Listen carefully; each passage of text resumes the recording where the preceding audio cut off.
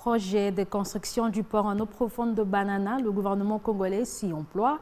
Les différents ministères jouent leur rôle dans la réalisation de ce grand projet initié par le chef de l'État.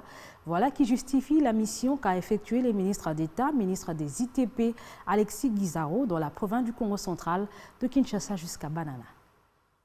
À Banana, dans le Congo central, où il a clôturé sa mission d'inspection, le ministre d'État, ministre des ITP Alexis Guizaro et toutes les responsables des structures techniques de son ministère ont prospecté la route de Banana jusqu'à l'embouchure du fleuve Congo où sera érigé le port en eau profonde de Banana. Ce projet pharaonique, lancé en janvier par le chef de l'État, est suivi de très près par le gouvernement. Le ministère des ITP joue déjà sa partition avec notamment les voies d'accès et toute la concession. Dans le cadre des conditions suspensives qui ont été exigées par le partenaire privé, il y a des exigences qui ont été faites en termes de voies d'accès et même sur toute la concession.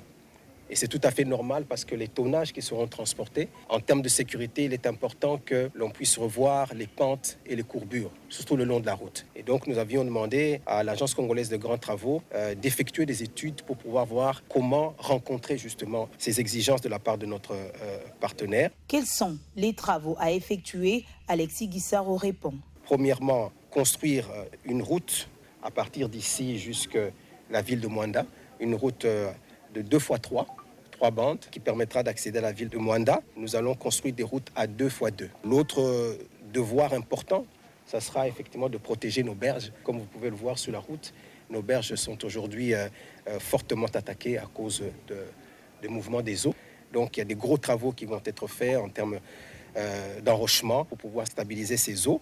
Le ministre d'État rassure que ce projet, combien stratégique et économique, avance bien. Chaque ministère concerné dans ce projet est très avancé. Je vous informe que, par exemple, le ministère des Affaires foncières a déjà réalisé une bonne partie des expropriations, à peu près à 90%. L'aspect dont nous venions de discuter, vous voyez à côté de moi le commandant de la base de Kitona, et également le commandant ici du camp de Banana, de notre force navale.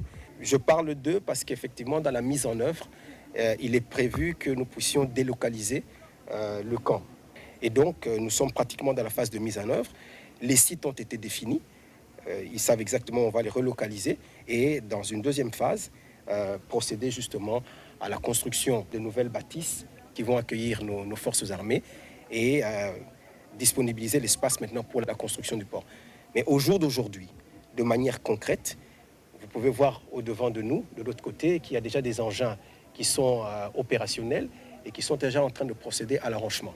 Donc ils sont déjà en train de faire des apports en termes de pierres qui vont permettre de stabiliser toutes les berges et procéder par la suite à la construction des bioconstruits de port. Pour boucler sa mission de quelques jours dans la province du Congo central, le patron des ITP a fait la ronde de la voirie de la ville de Mwanda, ronde qu'il a conduit tour à tour au site où un collecteur est en construction et à l'érosion Libulu-Kisimbi, un prolongement de la route nationale numéro 1.